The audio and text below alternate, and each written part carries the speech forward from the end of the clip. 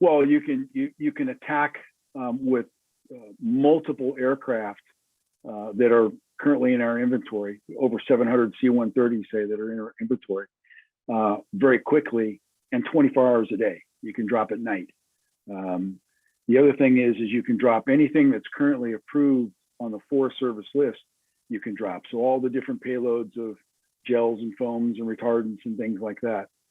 You can also drop higher viscosity materials. So think of fires in different sorts of fuel sources, because we're not dependent on putting it out through a bomb bay door or through a nozzle, because it opens below and behind you. You can see your audience can't see it, but I got a picture up behind me of the drops that we were doing at Yuma Proving Grounds, where the container comes out of the aircraft, begins its opening sequence below and behind the aircraft, decelerates and opens up.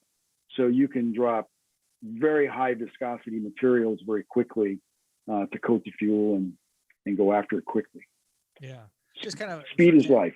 Yeah, for example, I guess we had this big fire up near Lake Tahoe this year. Can you kind of talk about how, if your product was out there, how that outcome might have been different? Well, I don't want to speculate on the negative, right? Because I just want to be careful with that. But it just makes sense if you could deliver 4,000 gallons every 20 minutes over a target area multiple times. That's per aircraft. It takes about, depending on where they're taking off from. So let's say they were taking off from South Lake Tahoe Airport, right? Get over target pretty quickly. It takes about 10 or 12 minutes to load the airplane. It loads, the containers go in just like a Pez dispenser, right?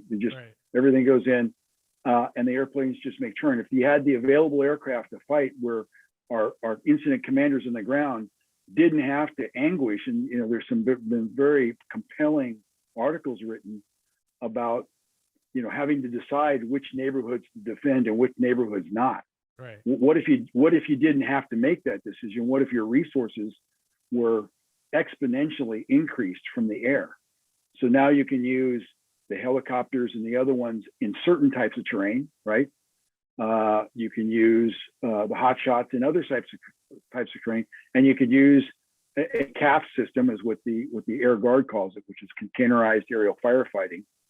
If you could use our system on the rest of them, especially when it's remote, when the fire starts outrunning you, you can get in front of it. And you can, the term they use is they can pancake the drops. That means dropping one upon the other. But if you had, again, dozens, if not hundreds of more available aircraft to fight the fires here in the West, I think you'd get a better outcome. Make sure you click the button below and subscribe, and hit that notification bell so you can keep up with all our news and updates. Are called dreamers.